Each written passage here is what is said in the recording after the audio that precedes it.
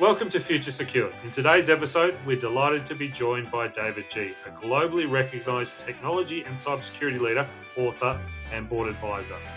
Across a career spanning more than 25 years, David has held senior roles including Global Head of Technology, Cyber, Data Risk at Macquarie Group, that's quite a mouthful, and CISO for HSBC Asia Pacific, where he led cyber transformation across 19 countries.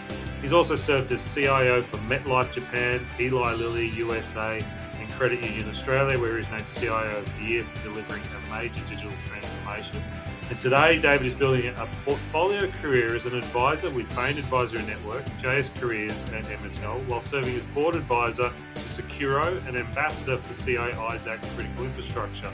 That's a lot of work. He's also, in his spare time, released his latest book, A Day in the Life of a CISO.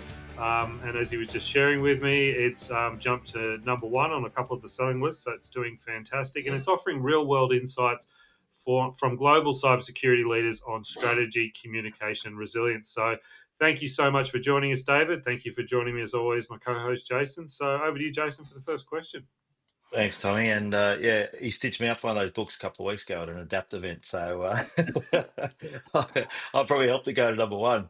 No, it's I've started flicking through it. It's actually a really interesting read. It's so many different perspectives on doing the role, and it's great to get it on paper because you can just take a little bit out of different strategies and different ways people do stuff. But we almost ended the podcast just due to that introduction. So I don't know how much more we can find out from you, mate. But just give us, just for the listeners, because it goes back in the Wayback Machine all the way to, the last century, so to speak. And do you want to just give us a rundown on your history, how you sort of ended up here, what your work career sort of looked like to get to where you're at now?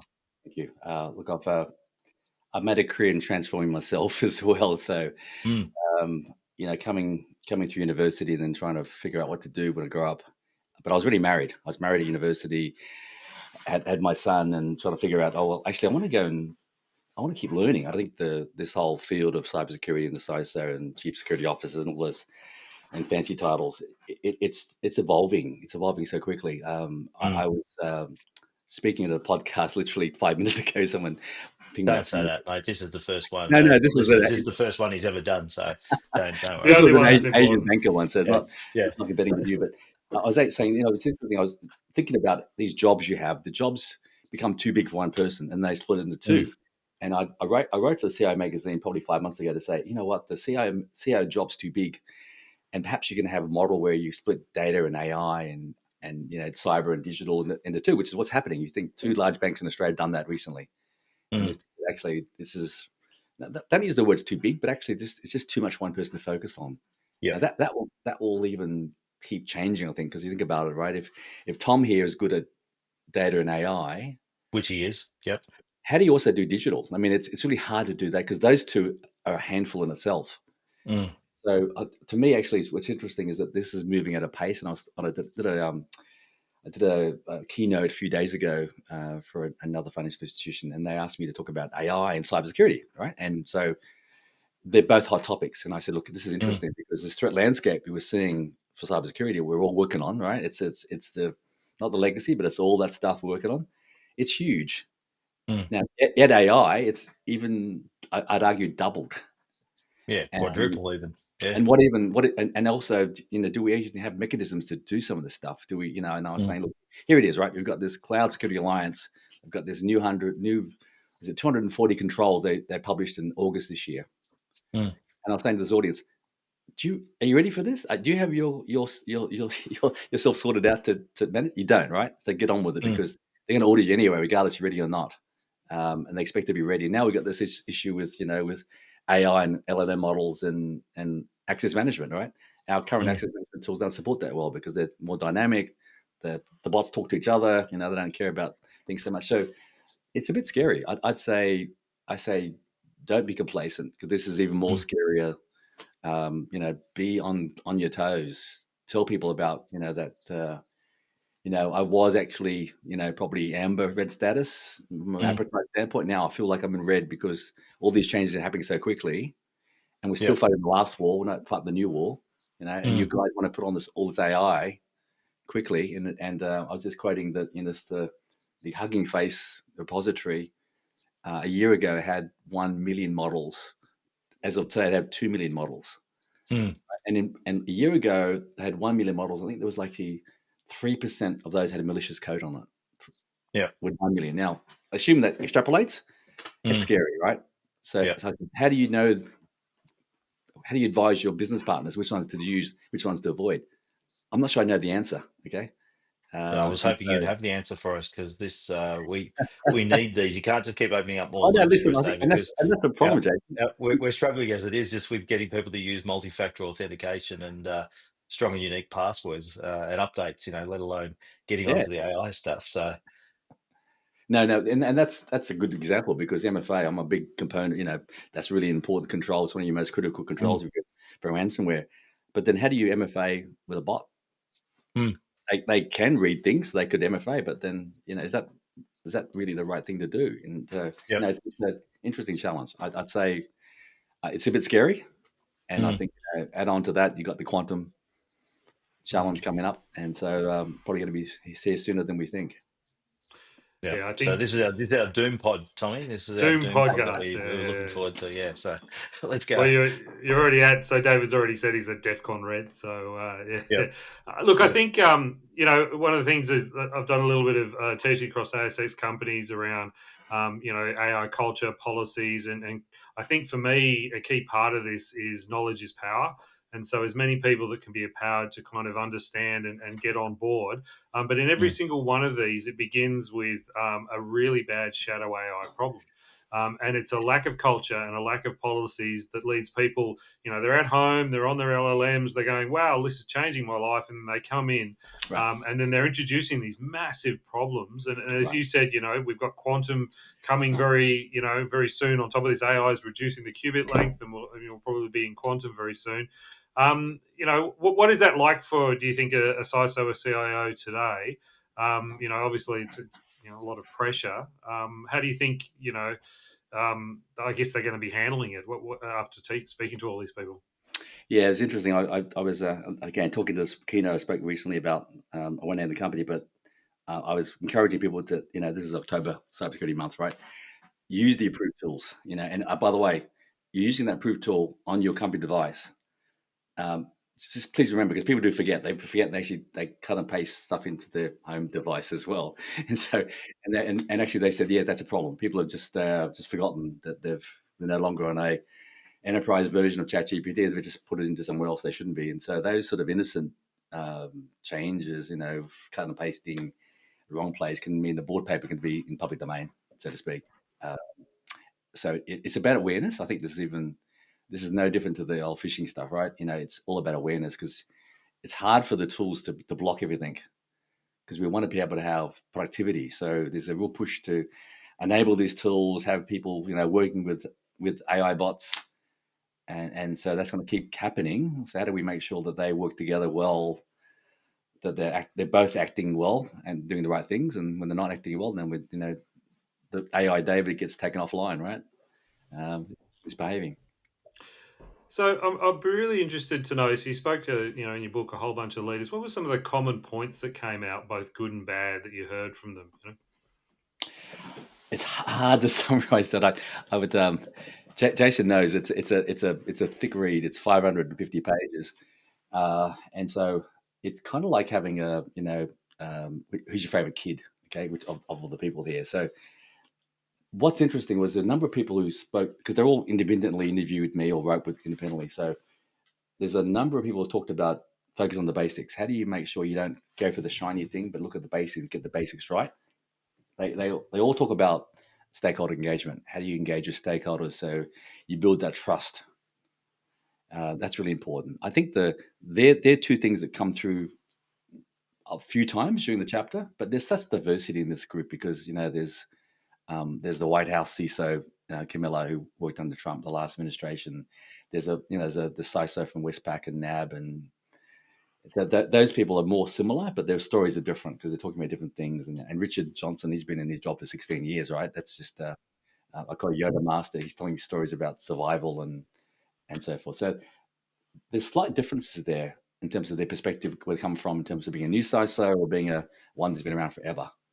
So I think there's lots of different individual learnings, and what you take away yourself can be slightly different. And what I would do is I'll highlight one thing I spoke about. In the end, I try to summarize what I've seen in terms of patterns, all right? And a lot of it's reflection in terms of how it relates to you in your career, what you're seeing in front of you. So you might read a story and you go, oh, actually, I can relate to that. I have that situation and scenario. How do I work with that?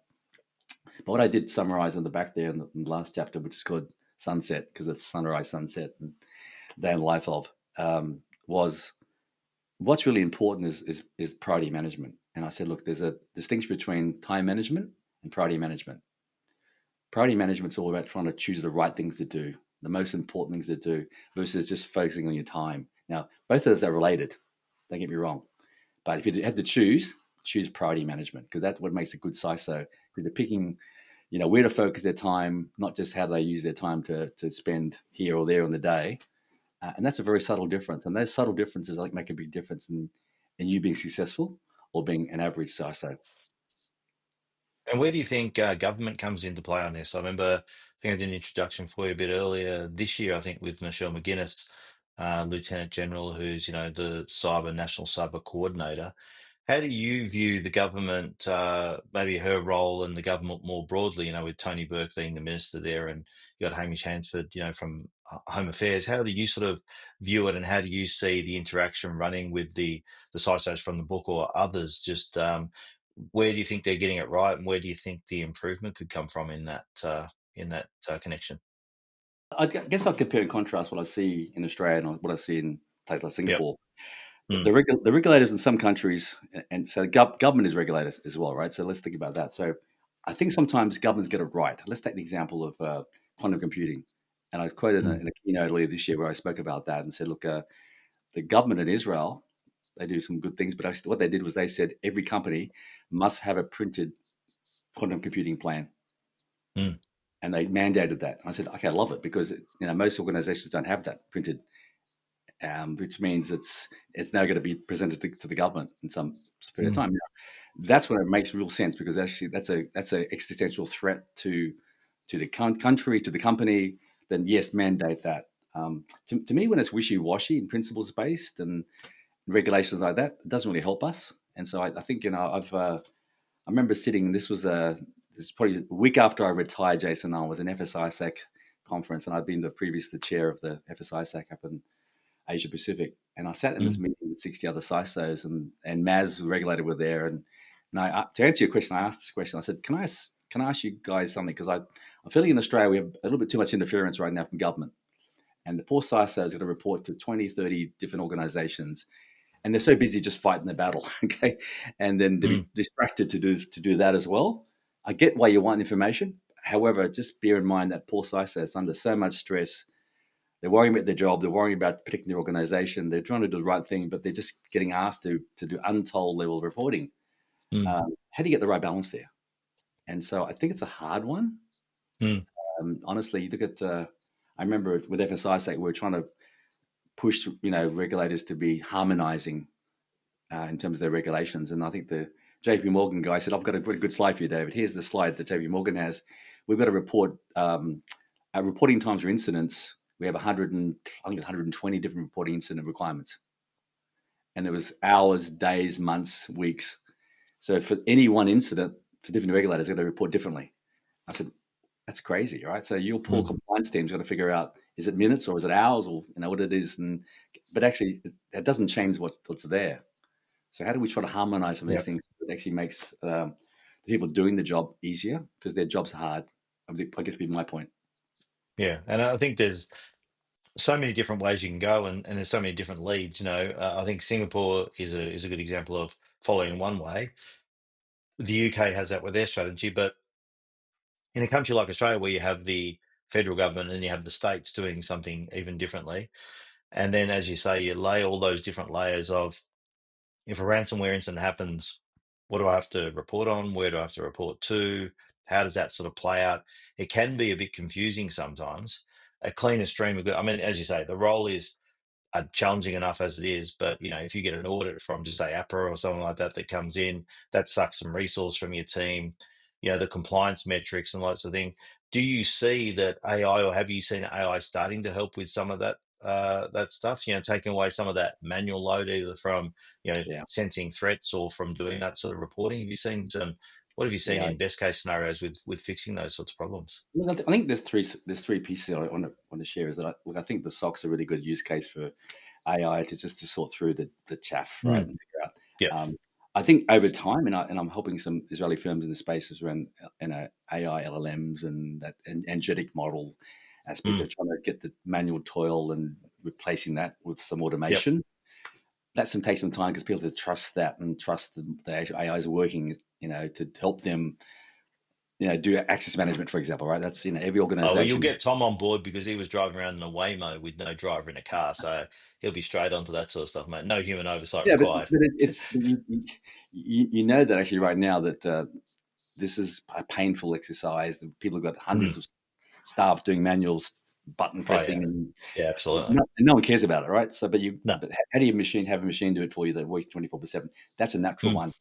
Yeah. They're the ones I think they'll go faster. I think in terms of being adopted and adding value to you. But to me, the Yeah. third piece is around this is that and you mentioned before that, Tom, is that the shadow AI, shadow IT, that's here. That's real.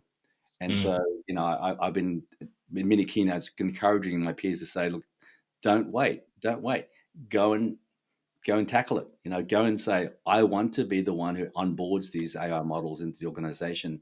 I want to make sure that they work and that when they're safe, and not after you bought it, it's too late, right? I want to make sure that they've been trained properly, they're ethically trained, they've got all the right things in place, and then if they don't work, then we'll kick it out. And so with that whole the comment I made about the being the HR department, which I think comes from NVIDIA's CEO and Jensen Huang said their comment earlier this year.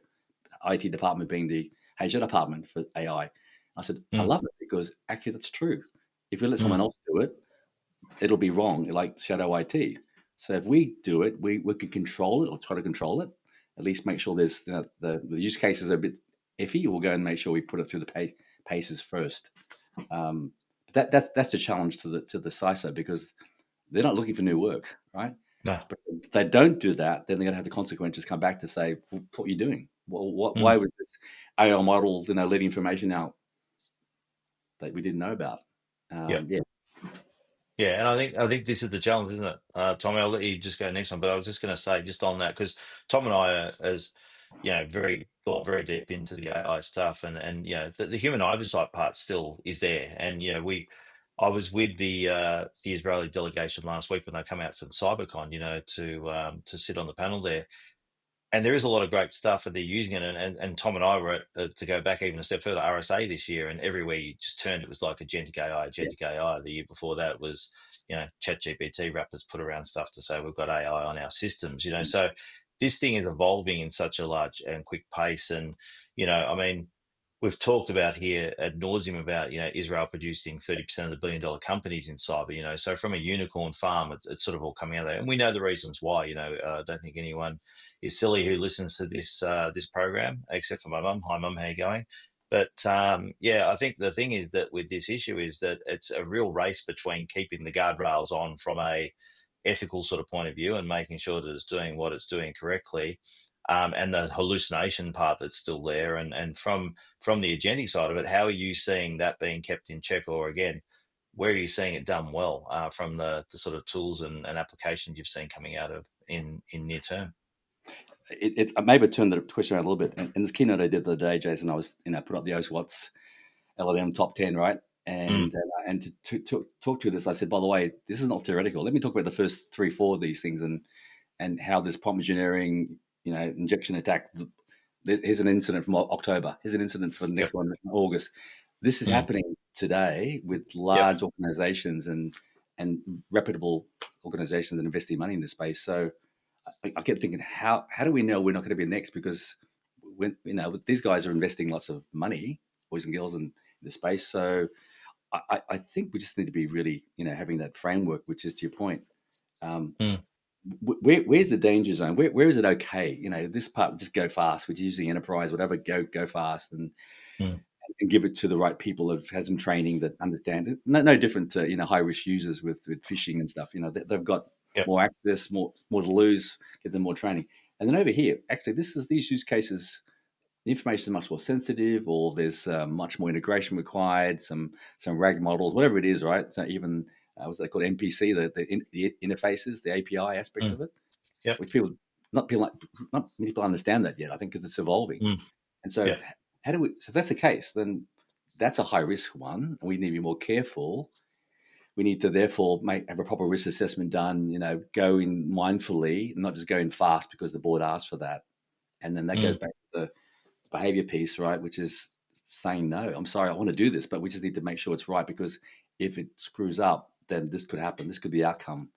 And join those dots for the board management to say, here's the outcome. Could be, front page of something.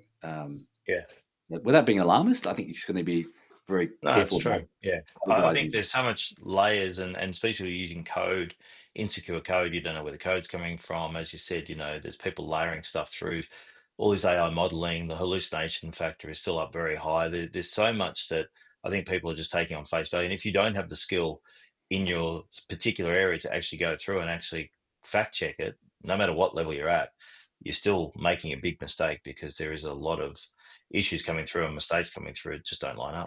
Yeah. And how do you check stuff? Because you have your human in the loop, right? You can't assume it's going to be the case, because humans can't keep up with the volume and the fact they need holidays and they break, right? They need to have a break and go for Christmas. Machines don't. So there's going to be this pressure on, poor old Tom here. He's got this backlog of stuff that he's going to be doing, and that bloody machine never stops, right? And so so the whole aspect around sabotage and people then saying, complaining about the machine because it's not working well, that's going to happen. It's just natural. Is the problem actually worse than, we've even kind of touched on here? So there's a social scientist in the United States called Adam Dorr, with 2 R's, and he has done a lot of study and kind of measurement data points around technological leaps. He's been writing and talking about jobs are done as we know them in 30 years. So if you think about where we are today, it's kind of like what we're talking about is the haves and have-nots. So as you said, on Hugging Face, you jump in, you grab an LLM, you're writing your code in Anthropic, all this kind of stuff. You're able to kind of deploy things so quickly. We spoke to Casey Ellis from Bug Crowd earlier this year, just before RSA. He described the environment in the US around AI as, it's kind of the brakes have been ripped out, the airbags have been taken off, the seatbelts have been chucked off, and the foot is flat on the accelerator. So, back to what I was saying about, just being on board, having some knowledge is incredibly empowering now. But what do you think the gap is going to be? And, I know it's hard to kind of forecast, but we're talking about the chaos where we are now. What's going to be like in 24 months? Yeah, no, there'll be car crashes, okay? And so people are doing their best. I'm at a board briefing tomorrow of AICD, and actually I think there's 3 topics on the agenda: AI, cybersecurity, and something else. And we know that most of the board members aren't cyber or tech savvy. They're trying to be, but the problem is these are really hard questions, right? They're hard problems to solve, and if you've got service level knowledge, it's not going to do it. It's just not going to do it. And so I just don't think car crashes won't happen. I mean, you hope they don't happen. And you said, Tom, about your Waymo experience, right? And so they do crash, right? The Waymos do crash. And so are we prepared to live with the consequences when it hits somebody and they die?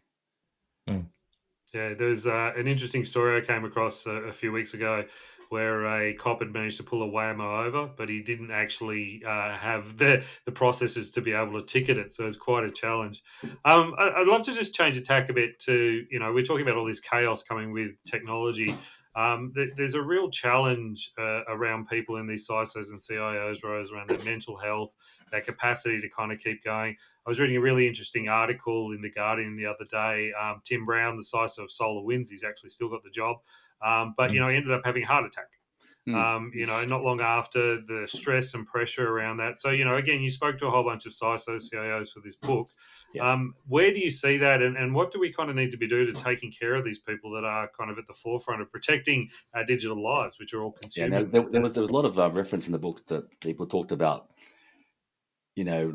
self-help, looking after yourself, mindfulness, taking time for yourself, go and exercise in the morning, get yourself clear, because you can't protect the organization or your team if you get your heads muddled with too much going on. So you need to be very clear around what you're going to do today, not going to do today, and so that means whatever that means. It doesn't mean you're going to be a runner, or just take your time to go and walk and get yourself clear and understand what's the most important things to do today, because there's always too much to do.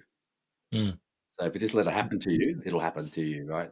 Versus being very pointed to say, here's what's the biggest risk today I need to deal with, and I'm going to try to focus on that versus some board paper or something else wants me to do because that's their pet project. It's very Yeah, easy to get fill your own batteries up first before you go into it, because yeah, and I think that's why I find first thing in the morning I'll just get up really early, do something early, because it's before everyone sort of gets online or something like that, and then you're better off setting up your night and then ready to yeah, go for the next day, because it's you're going to get a bombardment in cyber. It's not unusual to get woken up during the night, during your sleep, or even early with an incident. If you wake up to that, if you can get that gap in that space to do something for yourself and just fill your own tank before you go and give to others will make a big difference. That's for sure. yeah. But look, I think so many people, we want to focus on the risks, but we also get inundated with regs and new things people require. And I know my Mm, HSBC Hong Kong job is an Asia Pac job is 5,500 regulations to deal with, and people to come with me. When I arrived, I arrived to 135 findings. Okay, mm, and I was like, oh great, okay, I got to do this first. I'm also doing this, helping run this transformation. For this, it was $1 billion of change in 4 years. I wanted to focus on that because that's actually putting things to fix us and uplift our maturity. mm, At the same time, I've been asked to do all this other remediation because the regulator says it's important. Like, oh, yeah. actually, that's not so important. But you've already agreed to it. Okay. Mm, How do I push back on these regulators? Have the the strength and conviction to say, I agree what you're saying is right. However, if I stack it up against A, B, and C and D, these are more important. I should do those first, and you put mm, yours back to next year or the year after. yeah. That's not easy to say. Pick all these Mm. stakeholders around you saying, "Why isn't it done, David? You're in risk committees. You're got a compliance team chasing after you." And I said, "Well, that's not important. Not as important, actually. And Sorry." that's the challenge too, isn't it? Because unlike sales and marketing, just as an example, or other functions within the business, they do see cyber as a sunk cost, right? So you're Yeah. always Yep. unless an incident happens, they don't tend to have budget. And when we're going in a financial situation globally like we are at the moment, they're looking to cut costs or not really grow teams. Right. It's actually Yeah. going quite the reverse. So it's an interesting nexus that we sort of sit on at the moment, isn't it? Where it's like AI's here, we're being asked to cut some teams, we're being asked to consolidate our tools or platforms that we're using. All these sorts of things are happening at one time. Something's got to give somewhere, right? Mm, mm. There's just so what's that going to be and what's that going to look like? The fact is people always worry about critical infrastructure attacks. We have seen some, right? Like in the past, but what do you feel is going to be that thing that sort of pops the balloon in cyber, so to speak, that actually opens up the whole Yeah. Pandora's box? Because we have dodged a few bullets in the past, but there have been some pretty major breaches. But I think until it financially impacts either a country more significantly or a company or a group of people, we're not really going to see really much movement, especially in a country here in Yeah. Australia. But what are your No, thoughts no. around that? Look, I think we've all seen the Qantas example where with Vanessa, the CEO, has been fined of $200,000. I think it was, but 250, yeah, very yeah. long. And then we had Dale Pura at the conference last week, or 2 weeks ago, sorry, and in Melbourne, and he talked about his case study of where he did a 3-year rebuild after a breach. Mm, That yeah, CEO actually wasn't fired, but I won't say he or she was fined millions of dollars. Okay, yeah, when that happens, people take it seriously, right? Because mm, it's consequence on you. That's out of your pocket. Do you have $2 million? $3 million? You probably don't mm, have it in your own cash, right? So that's when it becomes really serious because management, the board feel the heat. Not just the poor CISO sitting there getting smashed for doing things without all the budget. mm, It becomes more of a shared team sport, which is what it is. And so yeah, to me, how holding people accountable is important, but actually we just need to make sure we also say no. This is you can't do that. Expect me to also fight this battle. And AI is coming. You want to put AI across the board in the organization, but we haven't done all the right testing, and no, we can't do that. So yeah. that's like, I guess it goes back to your risk appetite, right? Do you have a risk appetite for cyber and tech as well as your AI? And I'd say most organizations probably have a few of those, but they may not have data risk appetite or AI risk appetite yet. Yeah, and the thing is, you're talking about their directors getting fines and something like that, but what about when it's losing a lot of customers' money? And I think, and you sort of feel that sometimes I just hope the news cycle moves on. Is that something Yeah. like Qantas happens, like we saw with, I mean, Optus has had multiple nibbles at the cherry now. They just keep popping up, for different ones. But if you look at Medibank, you look at Latitude, you look at those sorts of ones, they did have a hit for a bit of a small period of time, went down, bounced back up again, right? So Yeah. what's the scope we're looking at now from a financial impact? Like you say, 250 is not much when you look at what the wage of that person is, but Mm. what is fair and reasonable, and who should be footing the bill for these sorts of things? Because you can have director responsibility, you can take as many blocks as you like, or things you can put in place to try and block it, but these ones have been quite blatant, really. They've been very basic and 101 type attacks. There hasn't been anything that complicated or sophisticated. So is the fining mechanism at the moment enough or not? Look, I think if you look at more broadly into Europe with GDPR and the Privacy Yep. Act, and we have way too many fines. You added all those bits together in Europe. If you're in Europe, for example, it ends up being, for those three different acts, it's mean 17% of your revenue or something. So if we took it Well, it seriously, goes high, doesn't it? Yeah, with it GDPR. goes crazy, right? And so Mm. it clearly it hasn't bent the needle yet in Europe, right? And I'm sure Europe is getting as many attacks as we are. It just takes time, It takes time and an actual commitment to say, I'm going to invest this and keep investing this to maintain a amber status, right? I'm not going to declare victory. I'm not going to say wonderful, but that's a different level of maturity, I think, that management needs to have and board needs to have around understanding the space versus assuming, poor old Jason, the CISOs of the hero is going to fix it all for me. You can't. You just can't. You do your best, but you can't.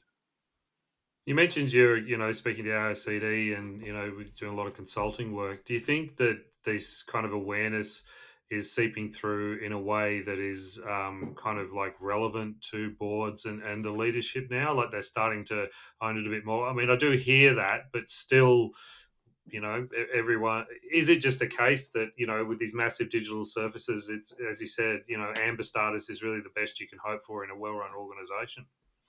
Yeah, look, I think I read an article for ALCD earlier this year, I guess in February or March, and it's actually entitled "What the Board Needs from," rather than apologize, rather than what the board needs from the CISO, the other way around, what the CISO needs from the board, because we keep hearing about the board wants to know, board wants to know, board wants to know, and then we came out with these guidelines around, here's the question you should ask the CISO, here's the question, and so it needs to be a bit more of a partnership than that. And I get why that helps because it means that board can ask hard questions and put the CISO under pressure, right? But there's a different level around this because if they're not putting the right investment in place, the right understanding that the CIO may not necessarily be the biggest ally to the CISO. They might be, wanting to make sure that they're just getting the digital changes happening fast and not happening too fast. All those things come into play, and so I just think the maturity has got to rise first of understanding this domain to manage it well. And what's going on with our culture? I mean, I did a bit of a post that has kind of gone a little crazy. The Tony Burke, he's the Minister for Home Affairs, he's the Minister for Arts, which is a passion of his, and he's got cybersecurity. And not to take away from the people in Home Affairs and other areas are doing a great job, but And he was on immigration in. and citizens as well, Tony. Immigration and Yeah, citizens as well as that's Minister true. for. Yeah. And party youth as well. Anyway, yep, insiders, and I know I've kind of I've taken a bit of a macro view and potentially a future prime minister, but the insiders program, neither the host nor the minister took the opportunity to raise cyber. It does not reach the threshold of their focus Awareness polling. Month, even, Tommy. Yep, they don't feel like they need to respond to this. And as Jason mentioned, and you touched on too, we're lacking the basics, 2FA, complex passwords, constant updates. It isn't a seatbelt. It's not sip, slop, slap. I don't know. It's kind of exhausting sometimes being in the middle of all of this. I saw that post, Danny, and I had a bit of a smile when I saw that. Look, I think I understand his point of view because he probably feels like no different to what a CIO would feel. A CIO would think, cybersecurity, that's just downside. There's no upside for me to talk about this stuff because they look at me and say, "Can you do it better, David?" Right? So most CIOs actually avoid the topic because they want to talk about the sexy new digital change, not about cybersecurity, because it's not sexy and it just has this longevity of investment that they're hard to justify. So I understand that, but I guess if I think back to our previous ministers from years ago, they were just not useful. They were not useful at all. They were not helping. They were just escalating, saying things that weren't helpful at all. So I'd prefer this than actually that, if that makes sense. Because I think this is a heated discussion as it is. Having a minister come in unbriefed to maybe say the wrong things is probably more dangerous. So, Yeah, but that's also, to me, I'll take the other side of that is, if I had a housing minister that didn't want to talk about housing, even though we have a housing crisis or a shortage of that, didn't want to do announcements about what we're going to do to fix the houses that we've got a gap on, I'd rather them have a crack at saying we're 5,000 houses or whatever amount short and come up with 2.5 at least and do something than to just absolutely do nothing. And when you look at that report, it's worse than a housing crisis, really, with the amount of attacks and the attack yeah, surface and the people get losing money. We keep talking about these top end ones, like we talk about Qantas, which really, the details are out there. If you add that to all the other stuff on the dark web from Optus and Medibank and Latitude, which are all over 10 million records, we are the most targeted, and by per capita, we've got the most info out on the dark web when you put together all these data sets and actually wrap them over top of each other, right? So we're targeted. We are a sitting duck here. To have a government that's really doing nothing or not stepping out and actually going and trying to even push the base. Okay, then why do we then worry about skin cancer because it was killing people, right? Like the slip, slop, slap stuff. And we spent money on that sort of thing. You've got to start, and it's got to get back into the schooling system, and this has got to be taught earlier. But there's got to be mechanisms that the government can pull levers on that won't cost that much to actually go and make a change.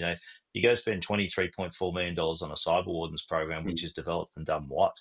Right, it's just where are they actually spending the money and for what purpose? I think to me, mate, I think there's got to be actually something done that makes a seismic shift and actually does something. You can't sit on your hands and you can't stay quiet about a subject like cybersecurity. It is the elephant in the room, and you can ignore it all you want, right? But there is going to be a massive explosion. That bubble is going to pop, and they're going to look like absolute fuckwits when it happens, right? If you pardon my French, but that's where it's sitting. So you can ignore it, but it is seriously the big elephant in the room at the moment that is just being ignored and getting bigger and bigger. Yeah, that's one of the reasons why I did the pro bono stuff with CISO, because I believe that actually if we help ourselves, the smaller are protected by the bigger in terms of if financial services better cyber, then actually share the intel, right, with hospitals and with power stations, everybody else they're being attacked by the same mechanisms. Okay, it's they're not unique. But if we share, and small business, I mean, that's the thing is and I'll bang it on here because we don't talk about much on here, do we, Tommy? But the SMB 1001, same thing for small business. We need to, the backbone of our economy is over 97% of businesses, 20 people or less. And this is we can do as much as we want in the private stuff and doing fusion growth labs to try and build sovereign capability. And we are singular people, right, that are on this call and as a community, but we do need to be led by government to give us some sort of guidepost or something that actually can get out to the broader community, because we have these talks in these bubbles, whether we go to those events or whether we talk on this podcast, and it's not going that next layer out that's actually getting to people that need to hear it. Yeah, I did reference this there's a talent chapter in my book, Jason, and I talk about the Israeli examples and say, okay, so we know about the Israelis. So I quote, because I did some RSA interviews when I was over there this year, and I asked people, so what's the difference? But actually, David, so when Jason's 14 years old, Jason wants to be in cybersecurity. Number one, because it's patriotic duty to protect the country. Number two, they're rock stars, right? So there's a cultural thing, which is, I'm going to be a rock star. I want to make a lot of money, and do that because of like money for nothing, chicks for free. That's what we're going to need to do differently. We need to make this the most attractive industry to work for, that people the best flock there, right? Not just let it happen by itself. We encourage this because it's important for national reasons and also for long-term reasons, through survival. We need to be strong at this. And so that's what the government needs to be doing, encouraging those industries to grow and nourish, and the best people go here versus actually someone who just by accident turns up in cybersecurity. Yeah. And look, I think you've got to kind of rock star and hero them. And Jason, you've talked so much about the need for almost an SES for cyber. And we, I think, as a culture, we need to see, the policeman, the SES worker, the fireman, the cybersecurity person there. I ran into Kirsty Steamer at CyberCon, former Estonian ambassador. They've tried to start up a kind of cyber reserve themselves. And again, it's fantastic to see them doing this, but, it's not really come from the right place, Right. And I think to me, I spent a long time in kind of Parliament House, covering federal politics for TV, and I saw highly effective industry lobby groups. And I think the multi voices that are out there in the cyber world is where our challenge is, because at the end of the day, every federal politician, when you come to them with an ask, turns around and says, "Go back and get your house in order. Come back to me with one voice." Right. That, I think, is a disappointing moment where we are right now. And that's, I think, the reality was, he doesn't necessarily need to mention cyber every interview, but it's kind of missing in action. And he's come out and done a few comments about Qantas, a brief social about Cyber Awareness Month, whereas the reality, culture eats strategy for breakfast, right? Yeah. And at the moment, that's what's happening in Australia and cyber. But it has to be action. I mean, I was at a woman in cyber event a few months ago, and there was a lot of people lamenting about kids being exposed to bad stuff. How do you block things? And I said, because with 20 minutes of discussion around, I said, look, can I just time out? Because you can solve this problem. If we think that you guys are all using the same routers, or even this, 20 different routers, someone can provide configurations and the blocking, to block and blacklist all these sites that we think are dangerous. So let's not stop being a spectator here. Let's actually take some action, right? Rather than talking about. But people need to be learned. They need to learn how to do that, right, mate? And so I did in my own house, and I had two girls at home, and everything was disconnected off, and they couldn't get access to the internet between 10 o'clock and 7 o'clock. So they slept, and they couldn't be distracted by things like stuff. But there's a technicality to that, and I think these are the besides building off the baseline of what we need to do, and for business as well, these are things we need to teach. About even whitelisting and all different. There's so much stuff that we could do that we know, right? You, Jason, we say, actually, here's a trusted source. If you get it from this source, you can actually trust it and use it for these models of modems or whatever routers. Yeah, and I think we got to list that, and I think the government did try and make some moves on that with regard to that. But it's the default passwords that are on these routers and stuff that people just connect up with default passwords and stuff like that. So it's the old. I think Mum had one of those. I only had two sets of keys at the Geminis. So if you had a 50-50 chance of opening a car door if you're in a car park somewhere. So and the routers and stuff that get sent, like the home cameras and stuff, aren't too much different. That people just don't even realize they're installing these home cameras with a password that someone could just log into anywhere around the globe. So it's a vexing thing, as I said, and sometimes I feel like I'm headbutting a brick wall, and I'm surprised I can't see the blood streaming down my forehead at the moment. But I was hoping you would come on here with all the answers. That's why I said, Tom, we need to get you on here, because I think we've opened up more loops and more problems than what we solved on today's one. Give us something positive to close on. Yeah, leave us with something positive, David. Give us something positive. Besides buy the book, and we'll put it where we can buy the book and all that sort of stuff, which will give more stories and background from there. But give the listeners and the people watching this something that they can go away with, that we can close on a happy note, if you don't mind, mate. Well, I think there's a few different perspectives here. One is around your personal perspective as a individual cyber professional, and what you can do to make yourself, your best version of yourself. And then you go back and say, well, actually, I can't do that. And the answer is rubbish. You can do anything you want to do. So you've got to just take that attitude, which is, I'm a lifelong learner. I'm just learning and doing the latest ISC squared course or whatever it is. That's great. Okay. But actually, when you're hiring, and I do some recruiting as an advisor, you're looking for more than that. You're looking for the right behaviors, the right experiences, people who are willing to, take on their shoulders and then work with you and say, I've got an idea here, Jason. Why don't we change that? Why don't we think of a playbook and enhance that with this scenario? I think people are looking for that, and not just all that skills and knowledge, but actually that get up and go and take it forward. And that's what leadership is. And so to me, we need more leaders in Australia that do that. Yeah. And so I'd encourage everybody to take the opportunity to, look at your weaknesses, try to hide them if you can, and then look at your strengths and build upon those strengths to make yourself a better person. Yeah, that's good. Yeah, thanks for that. It's been great conversation. And look, sometimes we do have to kind of dig into the bad stuff in order to find that path forward. Thank you so much for joining us, David. To the listeners out there, you can find David on LinkedIn. Also, go grab a copy of A Day in the Life as a CISO. Also, I really think that if you are a CEO, you're a board member, you have a cyber department under you, it's probably a great opportunity to get an insight into what's going on in the back of their brains, how they're approaching that job. So thank you so much for joining us. Thank you as always for joining me, co-host Chase. Thanks, Tommy, and thanks, David. And yeah, get hold of the book and keep it number one as long as we can. Thanks, Ben. Appreciate it. Thanks, guys.